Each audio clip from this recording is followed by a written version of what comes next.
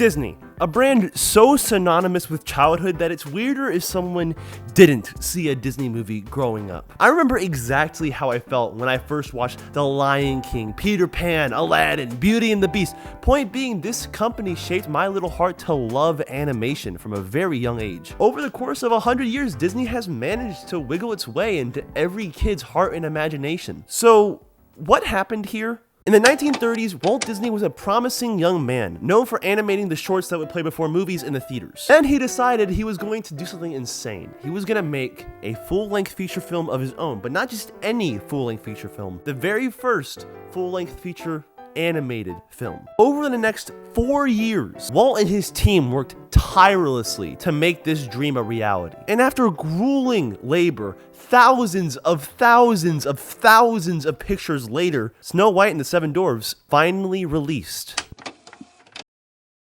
And it was a hit. Ladies and gentlemen, Walt Disney received the award for Walt Disney. The winner is The Vanishing Prairie, Walt Disney. Winner is Toot Whistle Plunk and Boom, Walt Disney Productions. And the Oscar goes Alan Menken for Beauty and the Beast. The Oscar goes to Alan Menken for The Little Mermaid. Okay, so tell me, how did this company, known for insanely high quality movies, go from this to this? Don't worry, your questions are valued here. Now please, get some rest. I got you Goldfish and Season 2 of Go Diego Go on DVD.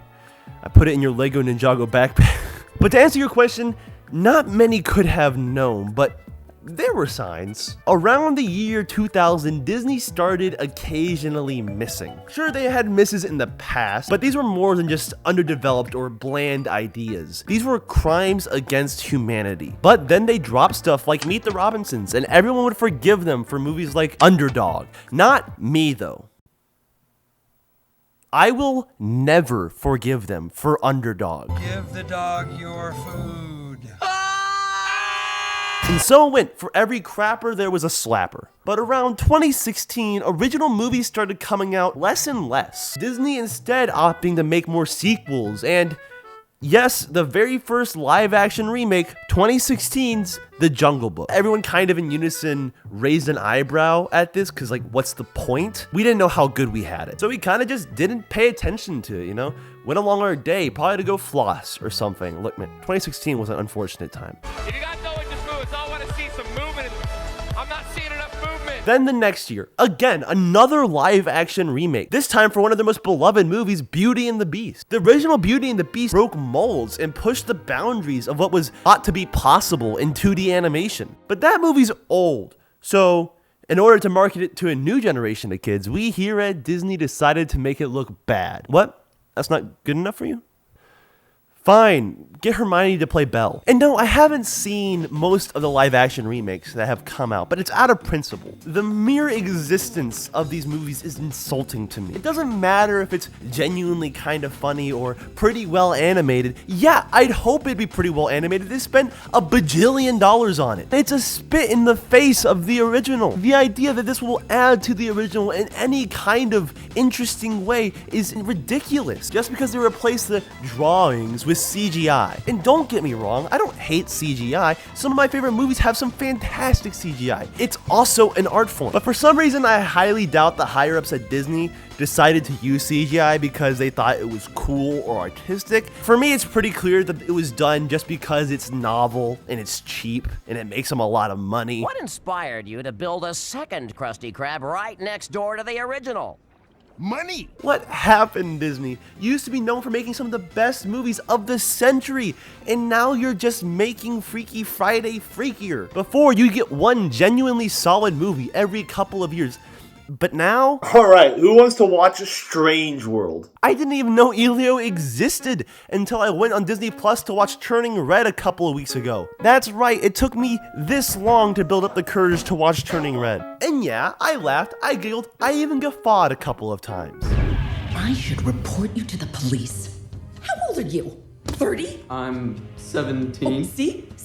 This is what happens when you don't wear sunblock and do drugs all day. But when I was done watching Turning Red, I left it feeling empty, like it somehow wasted my time. Well, maybe 2026 will be different, I naively thought to myself. New year, new Disney. But no, we're getting Toy Story 5.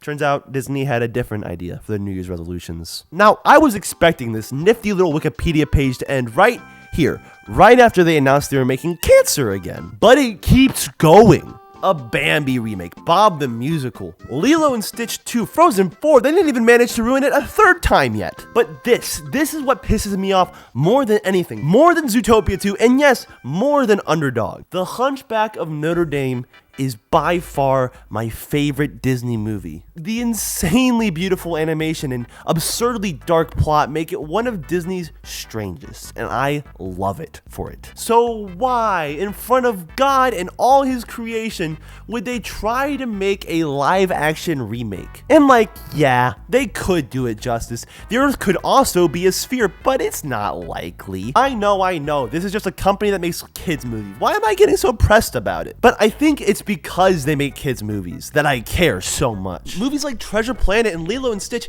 defined my childhood. They developed me. They made me more creative. They helped me understand the world around me a little bit better. And I guess I'm just worried that with these new movies, kids aren't getting that nowadays. In other words, I'm worried that Disney is just making movies for the new generation at the lowest possible cost, at the highest possible profit. And yeah, I'm a little bitter about it. I think it's a shame what has happened to Disney and Hollywood as a whole. I know that AI is probably going to replace all television in a few years anyway, so what's the point of me even complaining about this? But I feel like we as a society have stopped holding companies to the standard that they once set for themselves. In conclusion, I'm tired, you're tired, Jesus wept.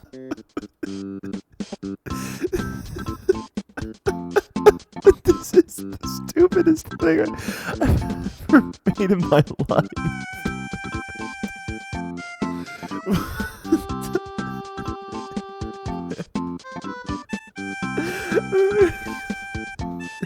This is so dumb.